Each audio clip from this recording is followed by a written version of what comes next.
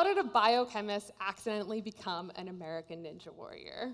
Yes, that was me, biochemist, working from 7 p.m. to 7 a.m., and my friend at the time was creating a submission video for something called American Ninja Warrior, and I had no idea what that show was, but the videographer was like, Angela, I feel like you would be a great fit.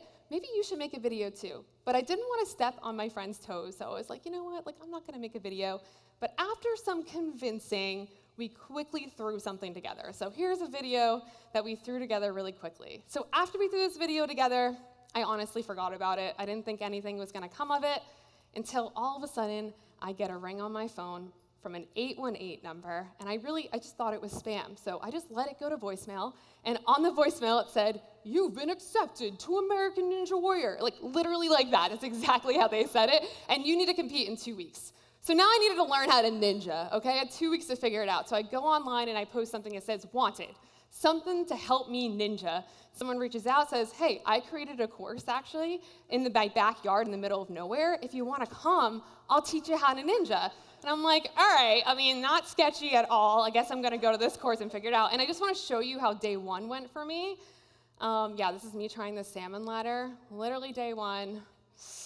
Ooh, broke my nose right there, all right? But you know what? After 2 weeks, we're off to Pittsburgh. That's where we're competing. And I started to learn a lot about it as I was there, as I didn't know anything about this at all. So I'm gonna give you 5 fun facts about American Ninja Warrior that I learned that night. The first thing is, this is filmed from 7 p.m. to 7 a.m. So thank goodness I was working the overnight shift, right? So super dark, they want those big, bright lights. Number 2, you have no idea what the obstacles are gonna be before you get there. But what's really funny is as they're building the obstacles, people will be out there with binoculars trying to spy on what they're making, and they'll create replicas of homemade versions of the obstacles, the sketchy ones, that we can try before we go on the course. So we don't really have an idea of what exactly we're gonna come into when we do this. Now for the Ninja Warrior course, the qualifier that we have, it's 100 people, right? The first night, there's 5 obstacles, okay? Whoever completes the course that goes the furthest and the fastest, those top 30 and the top 5 female, will move on to the next night to complete a longer course, and then the top 15 will move on to Vegas to compete in the national finals to try and win $1 million and win and go up to Mount Midoriyama, okay? So again, didn't know anything about this when I showed up, so I'm just kind of there. Number 4, they're gonna make adjustments throughout the night on this course. The weather, Mike, it's outside. They're gonna make adjustments. Maybe they want you to get someone to get through a little more than the other. So things kind of get adjusted. And the first night I waited till 6:30 in the morning, and then the lights came on. They're like, actually, you're gonna compete tomorrow. So I waited all night and didn't go at all. And number 5, you have no idea if you're gonna be aired. So after this, I got all my friends together to watch me compete in Pittsburgh, and I wasn't shown at all. So after that, though, I was hooked. I'm like, I'm gonna be one of those top 5 females, and I'm gonna be the next top. But I didn't get a call for 2 years after that. No call, didn't get on American Ninja Warrior until finally on season 10, I finally got a call again. Because this time, I had a story, right? This is a TV show, so they want a story. And my story was that I finally quit that biochemistry job. I opened my own gym. So you can see me, this is the video that I have flexing. I'm like, cool, I quit my pharmaceutical job. And I also wind up getting on the cover of Women's Health magazine, which is pretty awesome. And I had a boyfriend for the shortest time, which I shouldn't have put in the video. And now I was ready, okay? I get up to that course, the strongest, most confident version of myself that I've ever been in my entire life. I get to the first obstacle, and I'm jumping side to side, grabbing onto those little pieces. Have you seen that before? The second one, I'm doing a big lache obstacle. So that means they're gonna go, you see it right there, swinging from one, catching the next one, and then landing.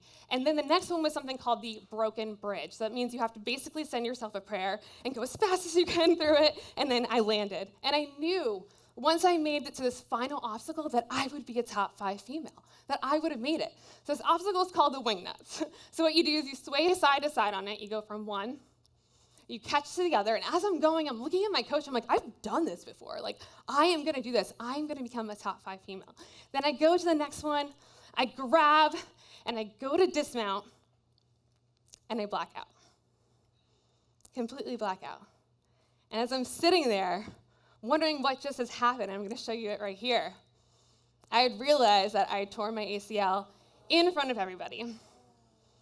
So I literally went from the strongest I've ever been to the weakest in a matter of seconds. And I kept asking myself, why me? Why couldn't this have gone right, right? I did everything right. I kept going even when it was tough and I didn't get on the show. Why did this have to happen to me? And I got really stuck in that for a long time, for months.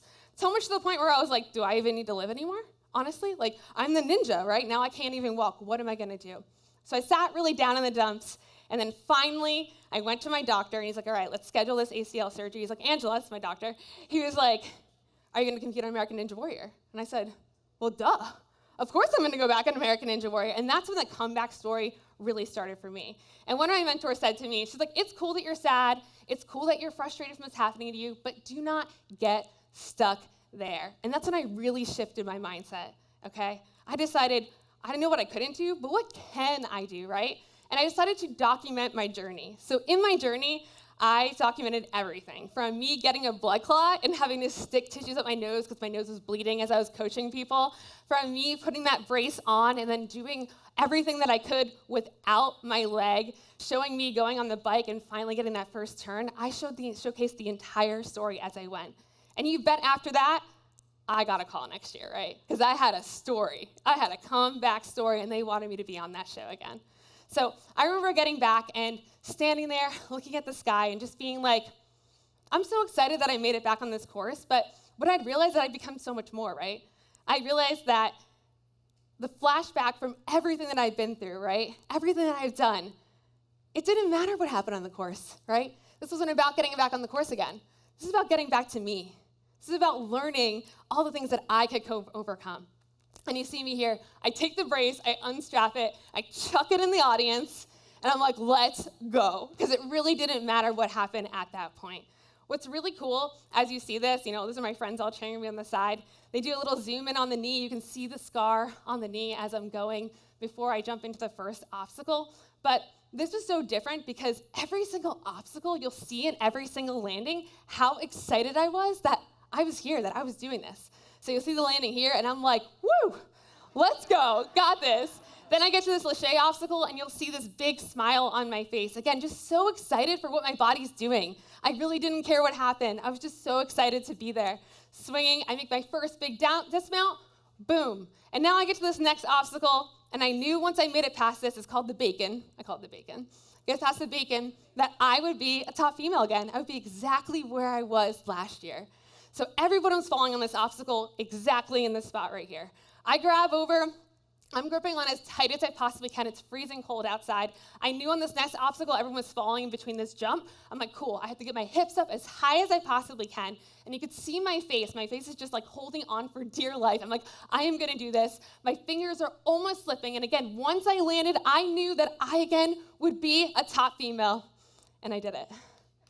And you can see this look on my face here. Like, I was crying. I was so excited that I had done this.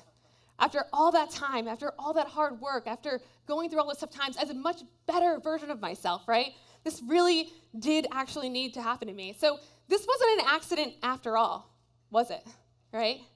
And there's some really important learnings here, and I want to tell you what I learned through my story, okay?